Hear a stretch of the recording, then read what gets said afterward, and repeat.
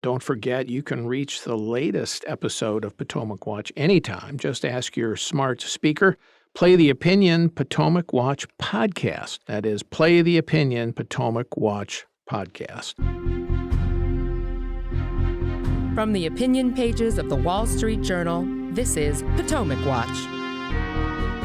Welcome back. I'm Paul Gigot with Alicia Finley and Joe Sternberg. We're talking about the bailout of the Silicon Valley Bank depositors and the overall banking system by the Biden administration on Sunday evening. Markets obviously showing a great deal of volatility on Monday, but not outright panic. Joe, let's talk a little bit about the expansion of deposit insurance from the statutory $250,000 to all uninsured deposits, virtually all of them, at Silicon Valley Bank and Signature Bank, the two closed banks, but also the suggestion, the implication that if this gets worse, that guarantee for depositors could be extended much more broadly.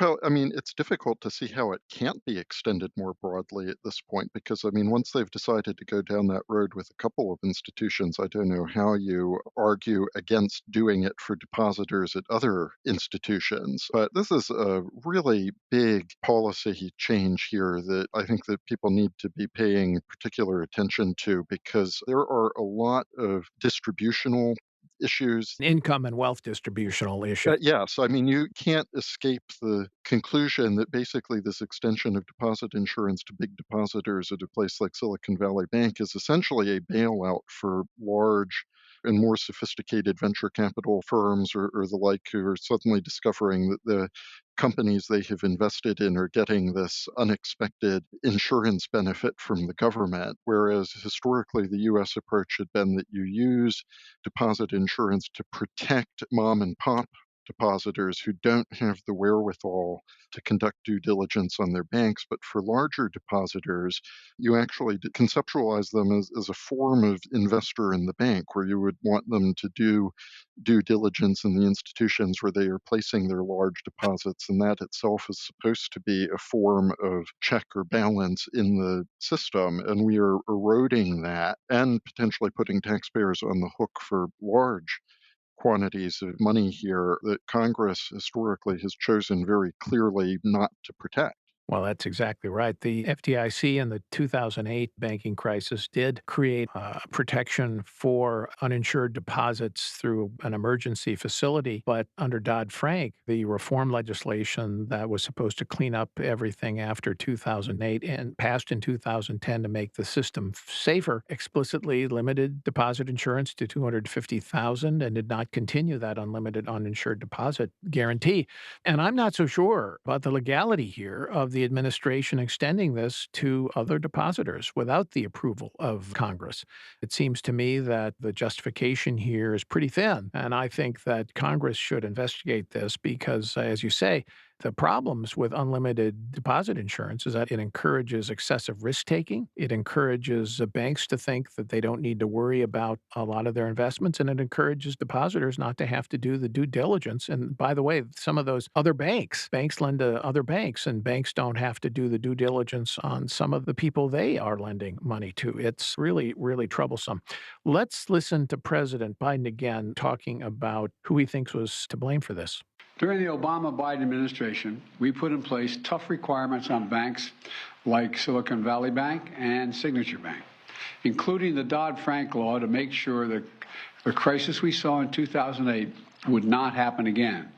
Unfortunately, the last administration rolled back some of these requirements.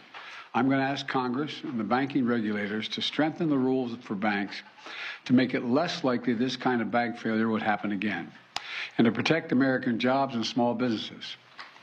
Look, the bottom line is this. Americans can rest assured that our banking system is safe. Your deposits are safe. Let me also assure you, we will not stop at this. We'll do whatever is needed. Lots to unpack there, Alicia. First of all, on the point of whatever it takes, I have no doubt that Joe Biden will do whatever it takes to try to prevent a banking panic as he enters a re-election year. But what about this blaming of Donald Trump for this? Is that fair? Well, it's not exactly clear what he's alluding to. Perhaps he's alluding to there was some relaxation of capital standards, but that only applied to the big banks.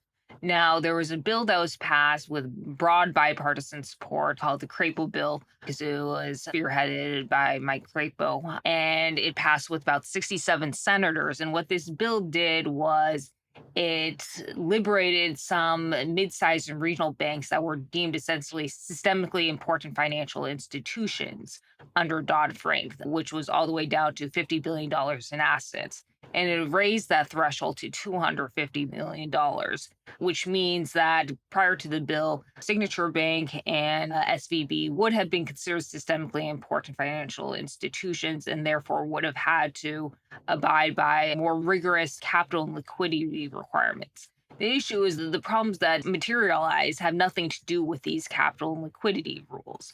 I mean, it was basically a duration risk issue.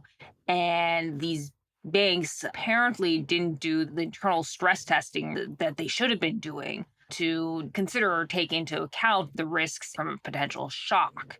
So I think there's going to be a lot more scrutiny on why bank examiners, especially at the San Francisco Fed, didn't ensure that the banks should have been doing what they should have been doing. Joe, that's a very important point. The legal change of that Crapo bill didn't absolve the Federal Reserve Bank of San Francisco from its regulatory responsibilities to monitor what is one of the biggest banks in its system, Silicon Valley Bank, and yet it failed under the Dodd-Frank regime. And this happens time and time again. The regulators, they say, give us more regulatory authority and we'll prevent a failure like this. They get them greater regulatory authority. There's another failure, and then they say, see, we need more regulatory authority. I just don't think you can let the regulators off the hook here. In fact, they are as culpable as the bankers and maybe more so. I think that there is a very good case to be made for that because, I mean, if you set aside this issue of the specific questions of capital ratios or stress tests or any of the rest of it, which is this whole palaver that we're going to end up getting dragged into as we revisit these 2018 regulatory reforms, the Trump era ones. I mean, the bigger question here are all of the red flags that were popping up at Silicon Valley Bank, including the phenomenal run up in the size of the deposits, that was popping up, which is something that you would ordinarily be curious about if you were a regulator. And yet, no one at the Reserve Bank in San Francisco thought to pick up the phone and say, hey guys, what's going on? Which is the kind of phone call from the regulator that might signal to bank management, maybe we need to be a little more careful here. Maybe they are paying attention to what's going on. So, I mean, it's going to be that kind of failure of attentiveness on the part of the Federal Reserve Bank of San Francisco, as much as you can have any kind of conversation that you want to about the specific rules that they were supposed to be following. Because, I mean, the reality of financial regulation is that the rules aren't necessarily going to save you because if you have the kind of low interest rates and excessively loose money that we've had for 15 years now, the money will always find its way somewhere. So you can have whatever argument you want to have about the specific rules, but ultimately it is just care and attention and a certain amount of diligence and management incentives that are going to make a big difference here. And that was totally missing, including in Signature Bank, which we haven't talked about much on this podcast, where none other than Barney Frank of Dodd-Frank fame was on the board of directors. Right. And with fiduciary responsibility, that's a conversation for another day. I would add that the CEO of Silicon Valley Bank was, until last week, on the board of the Federal Reserve Bank of San Francisco. And several observers are saying, well, could there have been a connection between his presence on that board and his lack of due diligence as a regulator of the bank? I rather doubt that is the case since these bank regulators operate at a lower level of supervision, but it's possible that there was some relationship. But in any case, for whatever reason, it's a monumental regulatory failure. All right, lots more to say as this financial panic unfolds. We'll see where it goes. Will there be more bank failures? Will there be a national extension of the protection for depositors, even uninsured depositors? We'll have to see, and hope you'll check back in with us on Potomac Watch daily to see where this goes and what it means. Thank you all for listening.